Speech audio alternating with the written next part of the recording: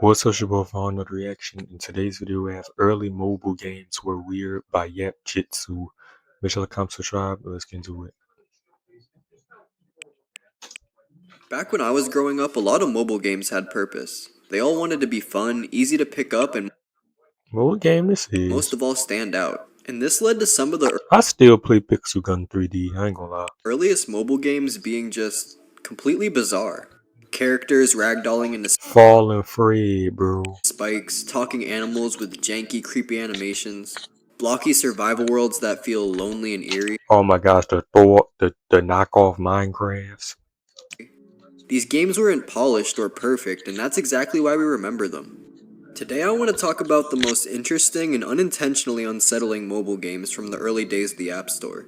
These games didn't really follow any rules, they kinda just existed to be weird, and grab the attention of the These games still around. What they call them, MDicky? player, of course. Early mobile games were weird in ways that you don't Oh really my gosh. I remember this one. see today. Some of them were creepy, and some of them just didn't make any sense, honestly. If you were young, a lot of the time you probably had no idea what you were even supposed to do in a lot of these games in the first place.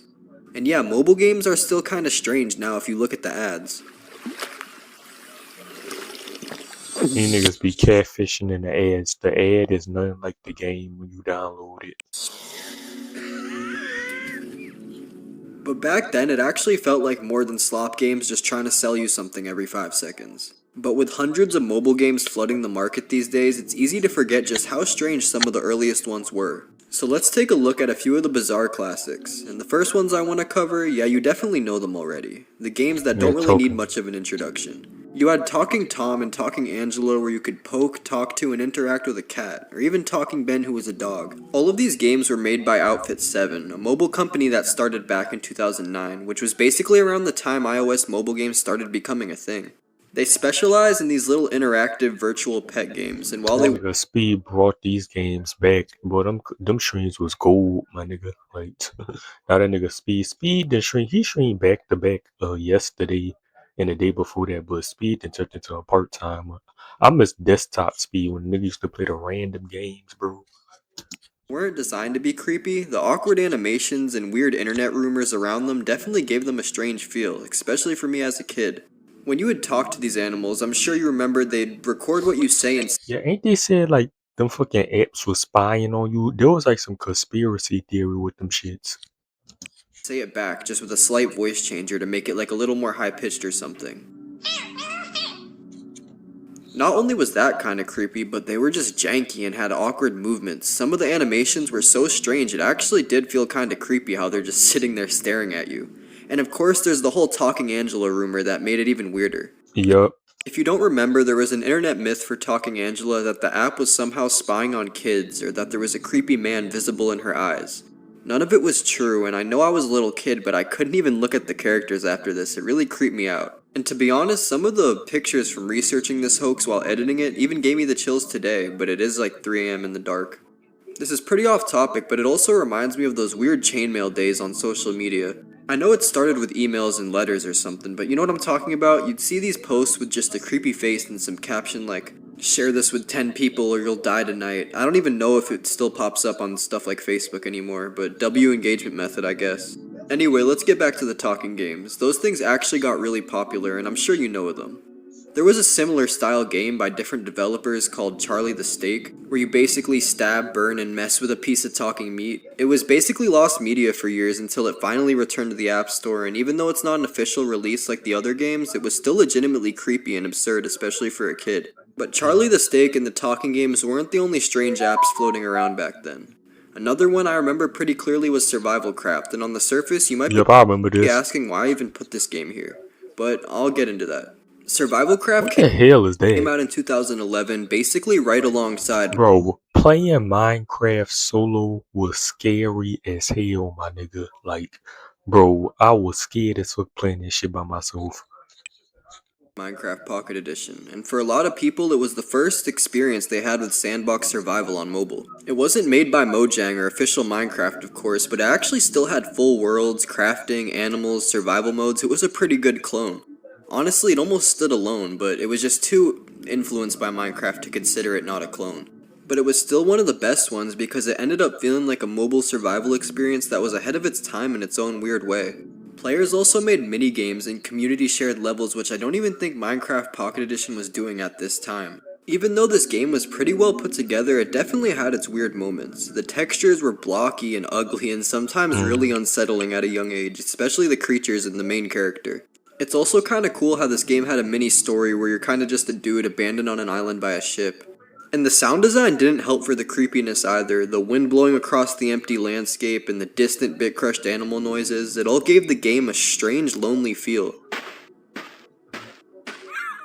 Almost liminal. Kinda like DayZ in a way if you ever played it. I'm not saying they're similar at all, yeah, they're both survival games, but they're completely different. They just both feel like dark and depressing and have that lonely feel. I don't know, it's cool.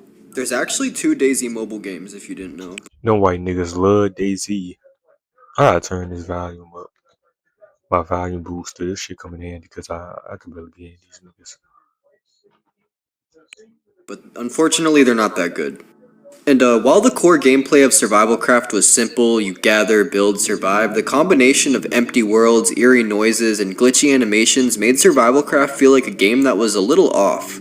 But honestly, I like this game a little more than Minecraft, at least on mobile, and yeah, I know that's a controversial take. I'm not saying it's better than Minecraft on PC or console, but compared to Pocket Edition, Survivalcraft was more my style. You're really grounded in what you can do in the game and what it expects from you. It's challenging in a way that makes every decision kinda matter. There were crossbows, more clothing options for your character, and a lot of stuff you honestly didn't get in Minecraft. And even the newer updates, you could play split screen on mobile, which was wild for a game at the time. I feel like that'd probably be a mess though and not that good unless you had an iPad. But yeah, Survivalcraft might have been a Minecraft clone, but I honestly think it held its own pretty well, especially for games on the phone at the time. Moving on from Survivalcraft, next up are the McDicky games, and yeah, I mean the really weird McDicky, ones like Hard Times, School Days, and Last Testament. These weren't your usual mobile games at all.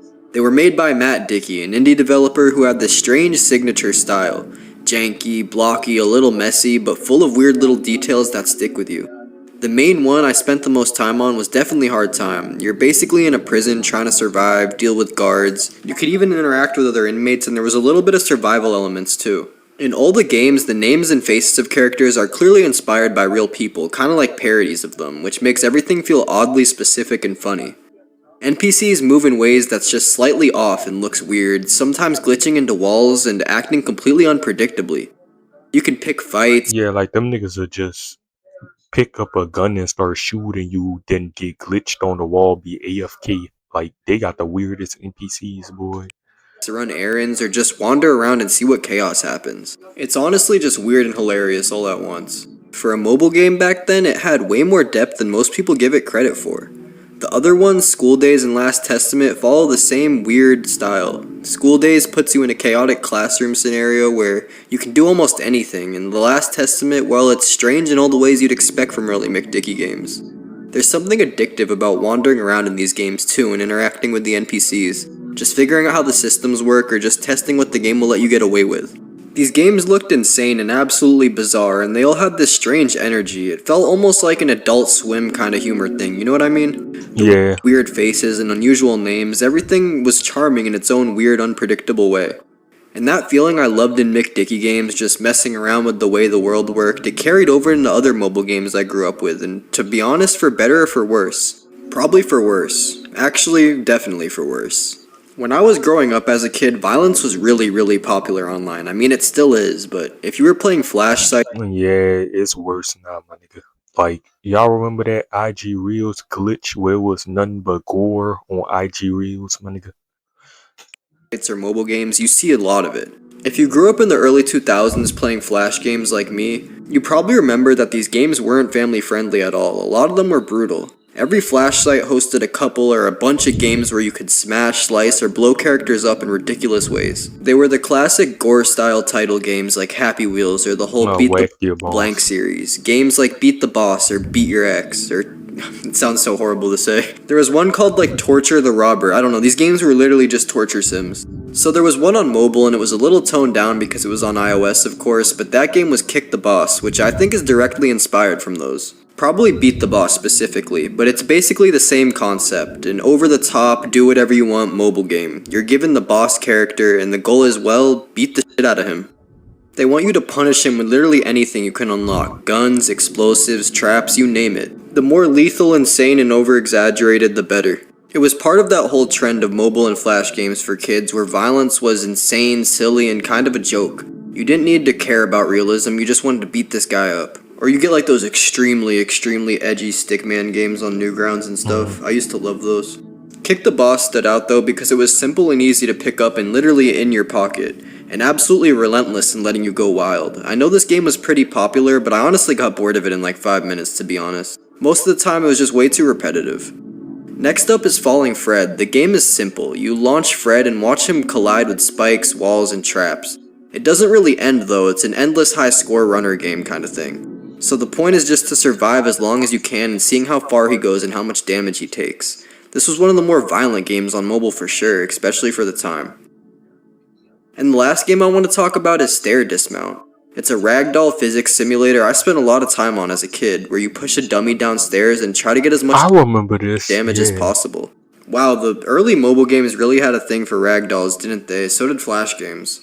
But this game wasn't really as violent as the other ones I was mentioning, but it still is bizarre. This game has a very liminal feeling, like I was saying with Survival Craft. I don't know, you're just kind of put in these big areas with a few objects, and there's not really much going on. One of the strangest parts of the game Yeah, I was think that this was made by the same niggas. This was made by the same niggas that made Turbo Dismount. you could put a real person's face onto the dummy if you wanted to, and it wasn't just a ragdoll. It could be someone you knew or someone you don't know at all. And that's one of those other games, though, that just kind of gets boring after a few minutes. I don't know, it stuck with me, though. I know a lot of people played Turbo Dismount, too.